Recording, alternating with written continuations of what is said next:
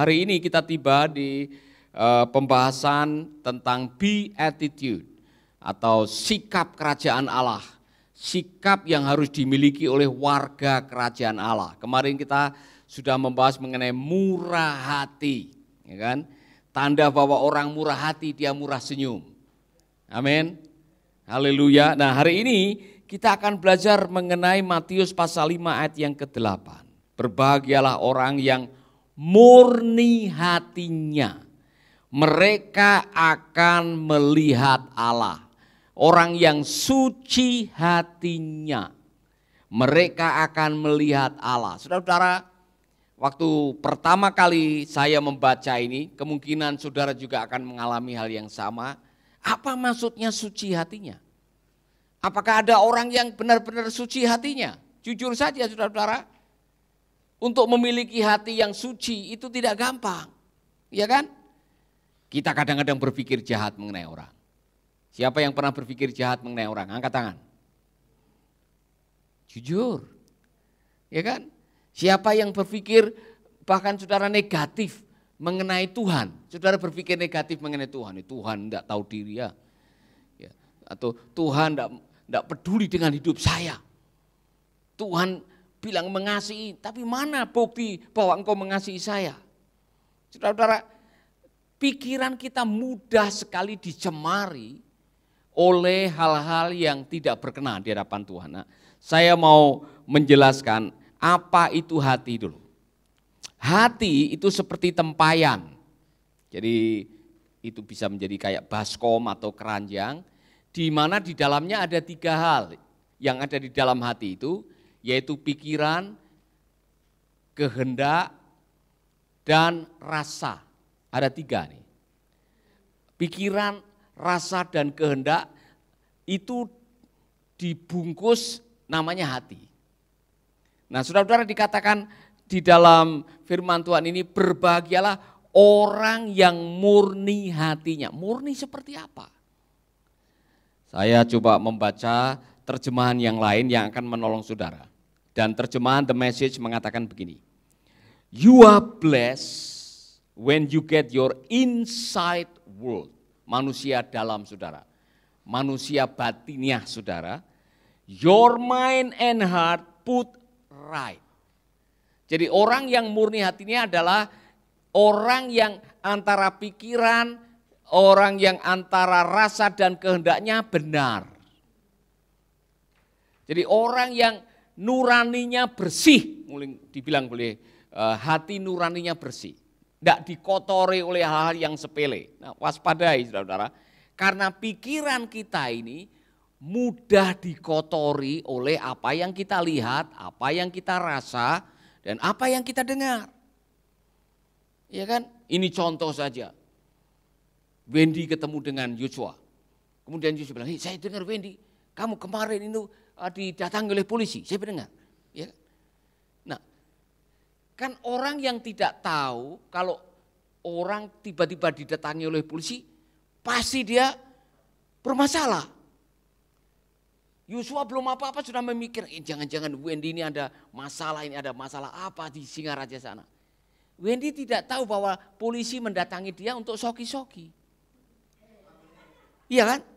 Jadi karena kita mudah berprasangka, mudah berpikir buruk, di dalam kita sudah ada kamus untuk menerjemahkan apa yang kita lihat, apa yang kita dengar, kita langsung mengambil kesimpulan. Padahal kesimpulan kita belum tentu benar. Iya kan? Ini contoh yang saya pakai. Biasanya kalau saudara masuk kantor, Bu Rina senyum, selamat pagi, ya kan? Kali ini dia tidak senyum. Dia melihat saudara dengan mata melotot. Ya kan? Kemudian saudara tanpa tanya kepada Ibu Rina, saudara langsung menafsirkan karena di kamus saudara melotot itu artinya marah. Langsung saudara berasumsi, berprasangka, saya salah apa Bu Rina ya? Dia enggak senyum, biasanya dia senyum. Jangan-jangan, dihubung-hubungkan. Oh jangan-jangan kemarin itu. Dia minta saya sayur, saya enggak kasih sayur, mungkin dia marah. Saudara hubung-hubungkan dengan yang lain-lain, belum apa-apa, saudara sudah mengotori hati, gara-gara mengotori hati, komunikasinya sudah jadi buruk.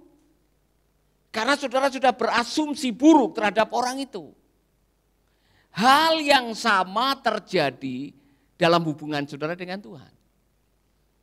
Kalau saudara sudah berpikir yang buruk, berpikir yang tidak benar, berpikir yang tidak pantas, berpikir yang tidak suci, saudara akan sulit merasakan hadirat Tuhan, saudara akan sulit melihat perbuatan-perbuatan Tuhan. Saudara tidak mungkin melihat Tuhan, Musa aja tidak berani.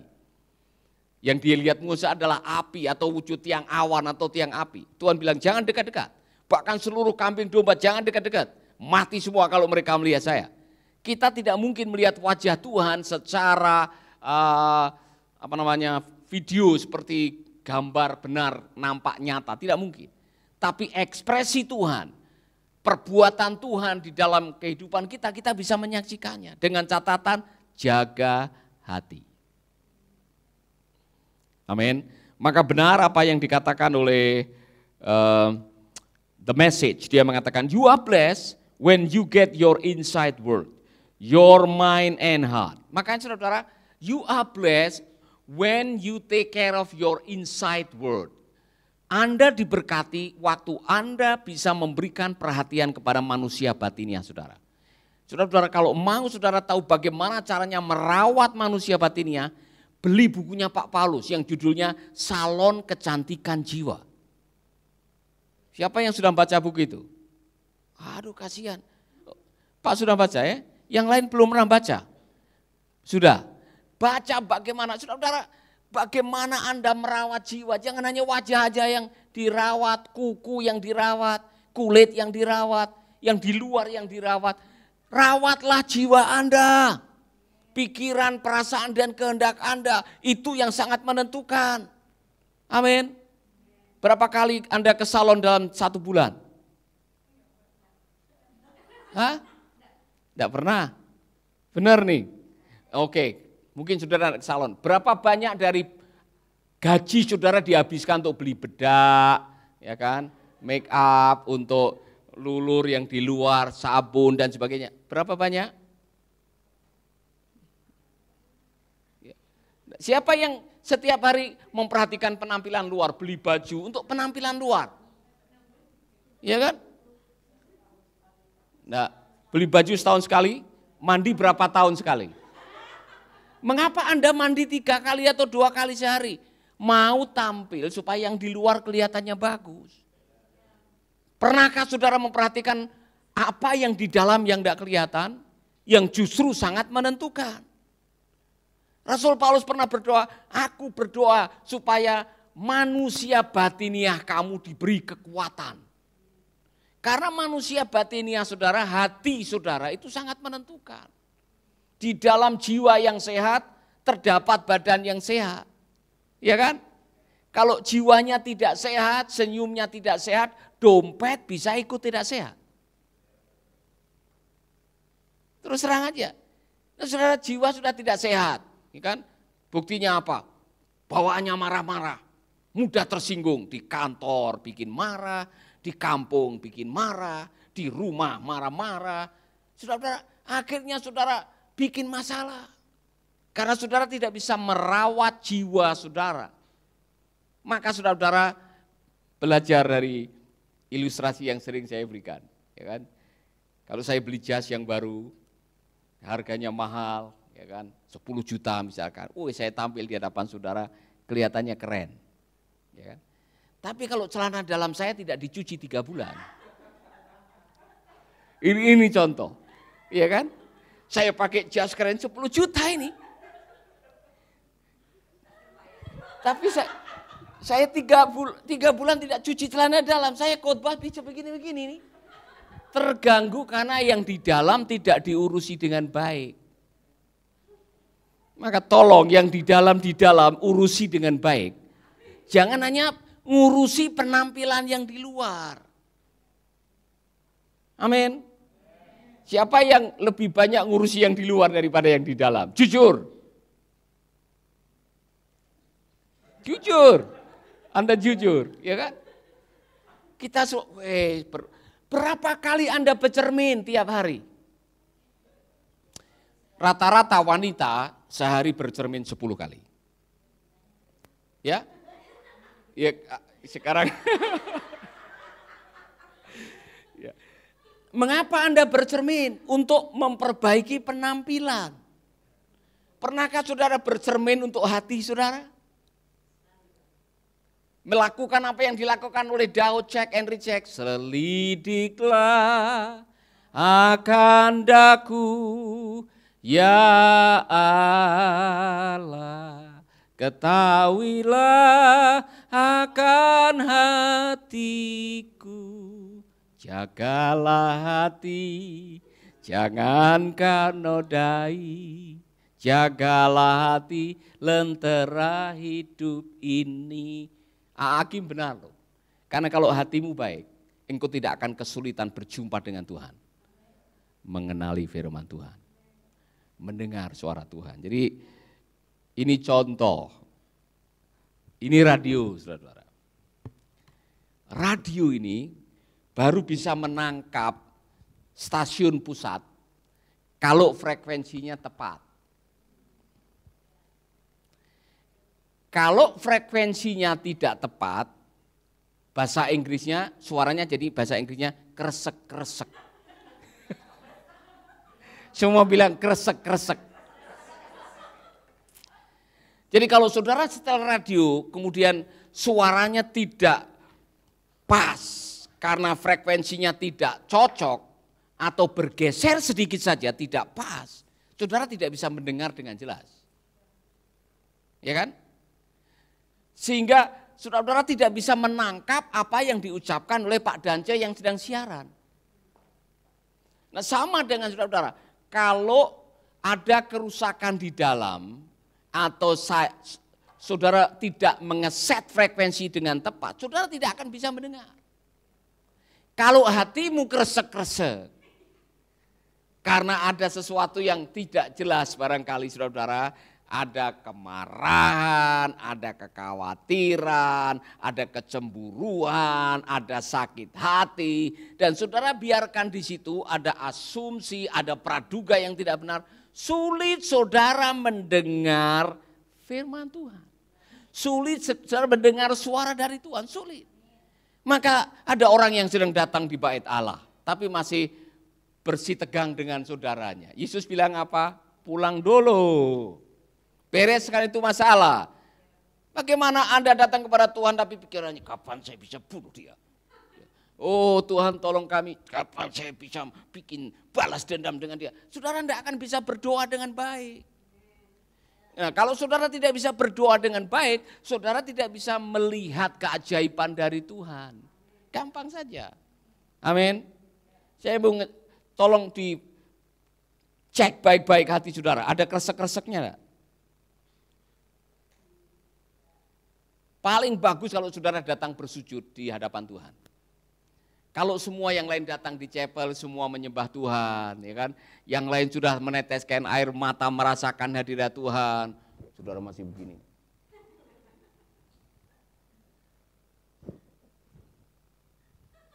Saya bisa menduga Anda tidak bisa masuk dalam hadirat Tuhan.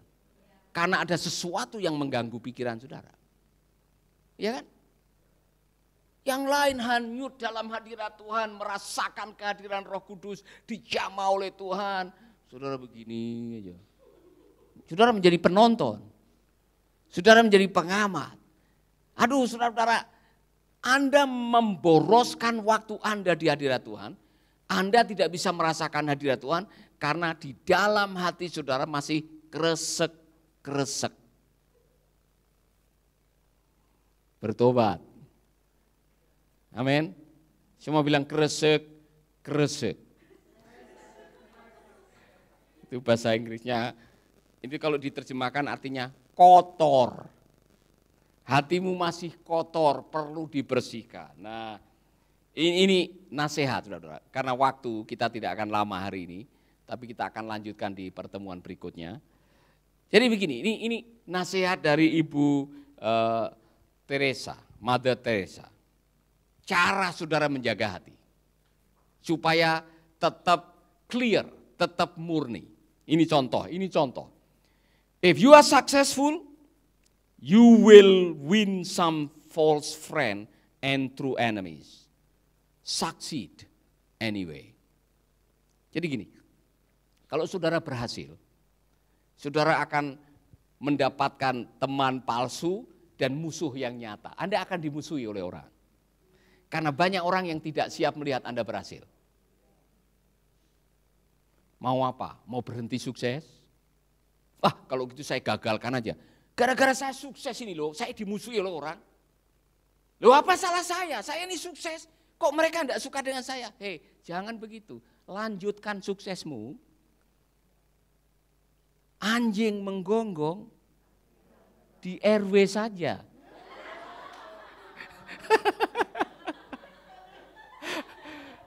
Iya kan? Nah kalau saudara sukses, saudara diberkati Tuhan, saudara banyak rezeki, kemudian tetanggamu pada kasak kusuk ngomongi sana sini, bikin hoak, masukkan status yang miring-miring untuk saudara. Mereka tidak akan mempengaruhi saudara. Kalau itu memang rezekinya dari Tuhan buat saudara, itu sukses dari Tuhan, itu berkat dari Tuhan buat saudara. Tidak ada yang bisa membatalkan.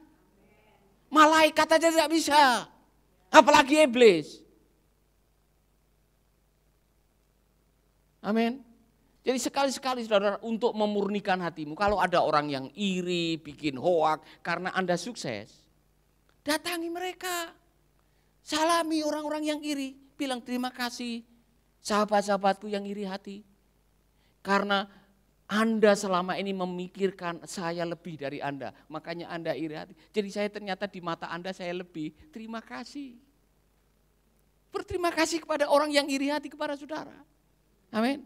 Salami kepada teman saudara, siapa tahu dia pernah iri di samping saudara. Terima kasih Anda pernah iri dengan saya, bilang.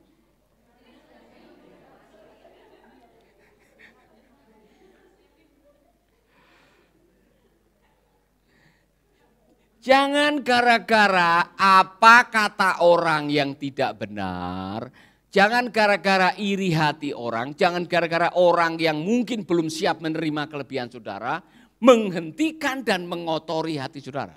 Jaga hati. Amin. Sekali lagi, kalau memang itu dari Tuhan, kalau berkat itu dari Tuhan, kalau rezeki itu dari Tuhan, enggak usah malu. Diberkati kok malu. Iya kan? Amin. Ada yang mengatakan, Pak, kalau bisa itu mobil Alphard sembunyikan. Karena mungkin orang yang datang pikir, wah Panti Mercy Indonesia sudah kaya, punya mobil Alphard. Ya kan? Saya bilang, tidak perlu. Itu kan diberkati. Nah kalau orang memang murni mau memberkati, tidak melihat matamu 2 atau 3, telingamu 4 atau 5. Dia akan memberkati saudara karena memang dia digerakkan untuk memberkati. Iya kan? Buktinya, tiba-tiba dapat berapa kardus Indomie kemarin tuh. 20 kardus Indomie, saya kaget. Banyak sekali nih. Nanti semua keriting, semua rambutnya di sini.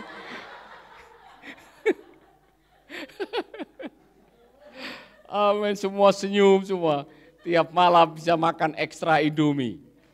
Luar biasa, ya kan? Kita diberkati, kita tidak menunjukkan. Kalau itu memang sudah rezeki dari Tuhan, terimalah karena berkat Tuhan tidak pernah salah alamat. Nah kalau Anda kok diberkati, tetangganya nonton saudara diberkati, tetangga ini perlu dengar Pak Paulus yang membacakan firman Tuhan, tertawalah dengan yang tertawa, menangislah dengan yang menangis. Jangan tetangga Anda diberkati, Anda yang menangis, salah.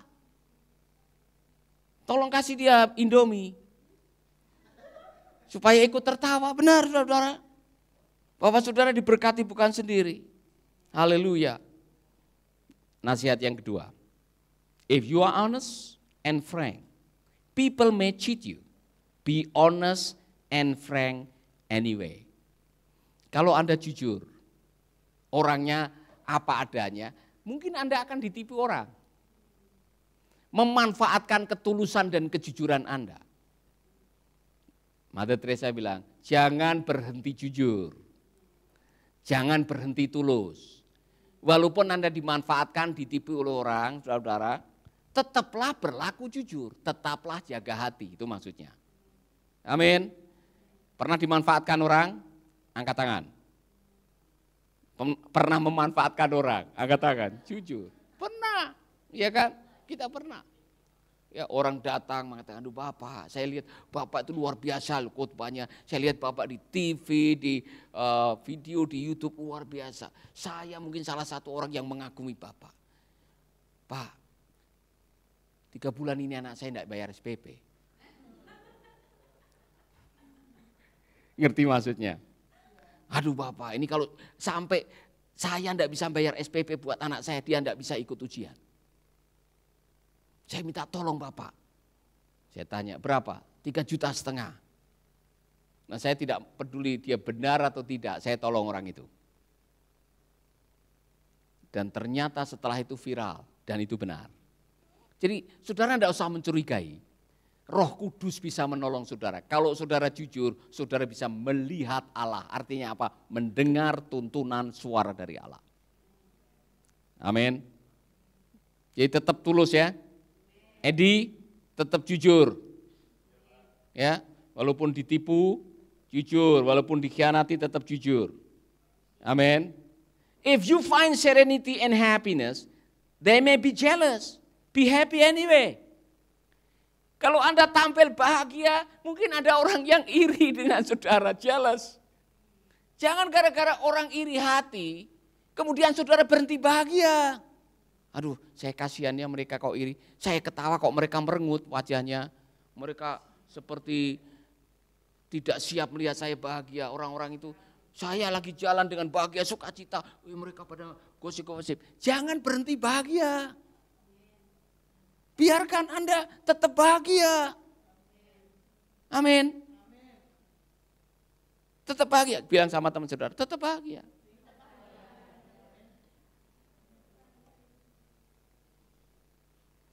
The good you do today, people may often forget tomorrow. Do good anyway. Apa yang Anda lakukan untuk orang, kebaikan yang Anda untuk orang lain, barangkali akan dilupakan orang. Jangan berhenti berbuat baik. Meskipun kebaikanmu akan dilupakan. Dan tidak usah diusik lagi dan mengatakan, kurang ajar tuh orang. Udah saya tolong dari kecil, saya besarkan, saya sekolahkan, besar-besar mengkhianati, ngomongin dari belakang. Itu bukan urusan saudara. Urusan saudara sudah selesai melakukan kebaikan buat orang itu. Seolah orang itu mau ngomongi saudara, menjelekkan saudara, memfitnah saudara, memanfaatkan saudara, urusannya dengan Tuhan. Berkatmu dari Tuhan tidak dipengaruhi oleh mereka. Dengar ya? Hal-hal seperti itu bisa memurnikan hati kita, sehingga kita tidak terusik oleh apa kata mereka. Haleluya. Amin. Ada orang yang menggosipkan saya jual panti asuhan. Sampai ada orang yang marah lewat Facebook ke saya. You are bad pastor, you are liar Paulus, you sold panti asuhan. Saya bilang, siapa yang jual panti asuhan ini? Ini kok tiba-tiba ada orang, teman baik dulu yang partner tiba-tiba menuduh saya jual panti asuhan. Pasti ada yang melaporkan. Pasti ada orang yang bikin gosip. Apakah saya marah? Tidak. Saya lebih waras. Saya mau menjaga hati saya supaya tidak marah. Iya kan? Saudara-saudara, Anda yang paling bertanggung jawab menjaga hati Anda, bukan orang lain. Nah, kalau saudara mau melihat keajaiban dari Tuhan, melihat mujizat Tuhan, mendengar suara Tuhan, mendapat rema dari Tuhan, jaga hati. Semua berdiri sekarang, kita nyanyi jaga hati. Jagalah hati, jangan kau nodai. Jagalah hati, lentera hidup ini. Selanjutnya lupa dan tidak tahu kata-katanya. Tetapi saya mau mengatakan lagunya Hakim itu benar. Dengarkan, semua kalimatnya itu benar dan Alkitabiah. Bahwa hati kita adalah terang, hati kita adalah lentera. Kalau hati busuk, kelakuan busuk. Kalau hati bersih, perkataan, kelakuan kita jadi bersih. Saudara-saudara, Anda yang paling tahu hatimu kotor, kresek-kresek, atau jernih. Anda yang paling tahu. Kalau ada sesuatu yang tidak benar, sekarang datang kepada Tuhan, ampuni saya Tuhan. Bapa kami dalam surga, kami mengucap syukur buat hari ini. Terima kasih buat kebenaran firman-Mu. Kami rindu pagi hari ini kami dijamah oleh kebenaran yang baru kami dengar. Murnikan hati kami, sucikan dengan kuasa darah-Mu. Kalau ada hati nurani yang sudah membatu, membeku, yang imannya sudah mulai kandas karena hati nuraninya tumpul, ajari kami kembali untuk datang di kaki-Mu, melakukan apa yang Daud lakukan. Check and recheck. Selidiklah akan aku ya Allah, ketahuilah akan hatiku. Aku mau Tuhan menyucikan hatiku. Aku mau bertobat hari ini dan menjaga hatiku. Sehingga apa yang murni, apa yang benar, apa yang suci, apa yang disebut dengan kebajikan, itulah yang akan kami pikirkan. Terima kasih Bapa, di dalam nama Yesus kami berdoa. Amin, amin, amin. Tuhan memberkati saudara-saudara, jangan lupa making live pada yang berikutnya. Tuhan memberkati, sampai jumpa dan jangan lupa diviralkan video ini. God bless you.